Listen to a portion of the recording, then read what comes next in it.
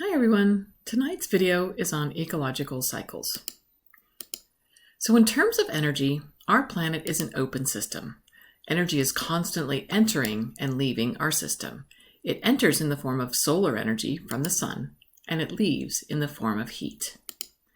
But unlike energy, which is constantly entering and leaving our system, the elements necessary to build macromolecules are cycled in our system. So what elements or compounds do organisms need to make their macromolecules? They need carbon, nitrogen, and phosphorus.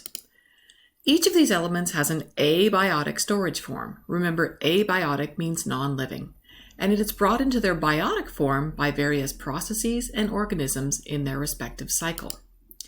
There's also water, and water is slightly different. It's a compound, it's not an element, and it doesn't have an abiotic form, but it cycles through different physical phases, and thus it's included in this video. So let's start our cycles with the water cycle. So as I said, water is usable in all its physical forms. It does not have a true abiotic store, but its storage forms include oceans, lakes, snow, and glaciers.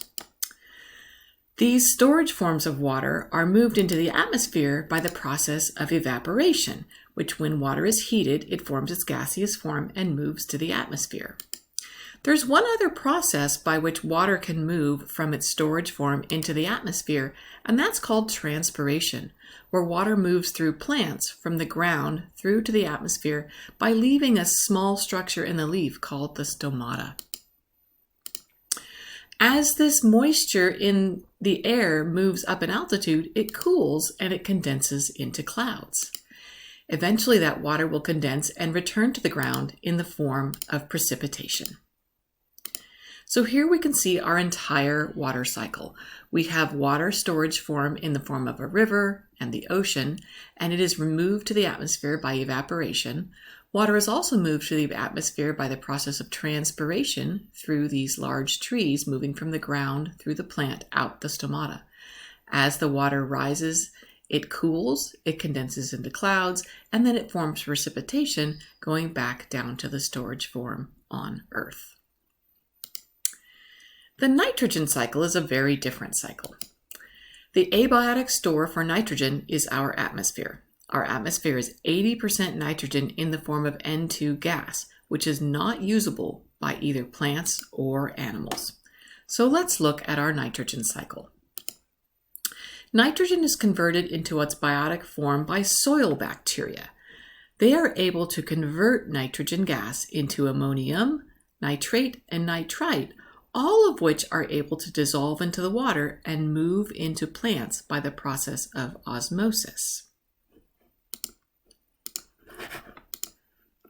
We also have our decomposers. Nitrogen can be made available to plants in the soil by decomposers such as fungi, bacteria, and insects, which break down dead plant and animal matter into a dissolvable form, which again can dissolve into the water. Nitrogen is returned to its abiotic storage form by another subset of soil bacteria, the denitrifying bacteria. So it's very important to remember the distinct roles of bacteria and plants in this nitrogen cycle. Bacteria are responsible for converting the abiotic nitrogen to the biotic nitrogen so that it can dissolve into the water. However, plants are responsible for bringing this nitrogen, this dissolvable nitrogen, into the plant by the process of osmosis and then converting it into its true biotic form by making macromolecules such as proteins and nucleic acids with this nitrogen. The phosphorus cycle, again, is very different. The abiotic form of phosphorus is rocks, which are really just insoluble ionic compounds. So here we have a picture with some rocks, and these rocks get broken down by the process of weathering, which is just water running off the rocks, or other geologic processes such as earthquakes where rocks are just kind of rubbed together. They're eventually broken down to phosphates in the soil and phosphates in solution. These are still inorganic forms of phosphates, however, they are soluble.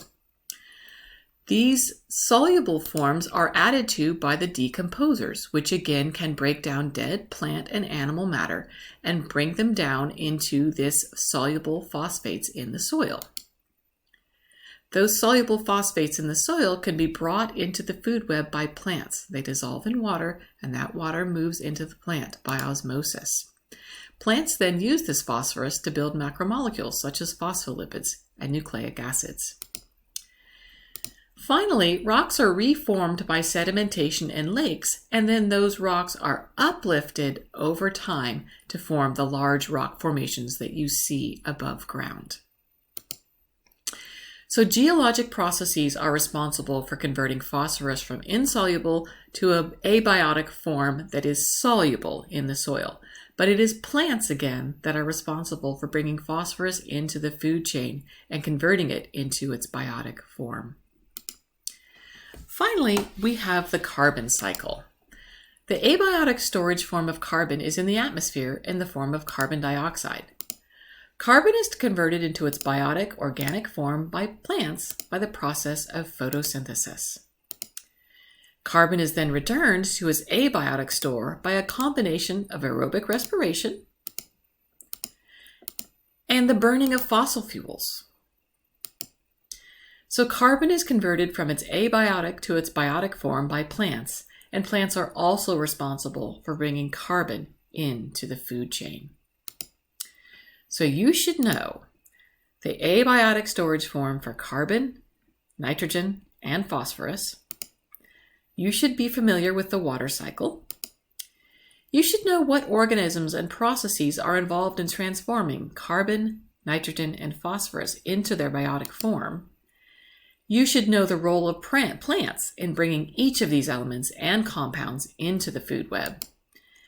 And you should know the role of bacteria in bringing nitrogen into the biotic form and returning it to its abiotic form. So that's all for tonight.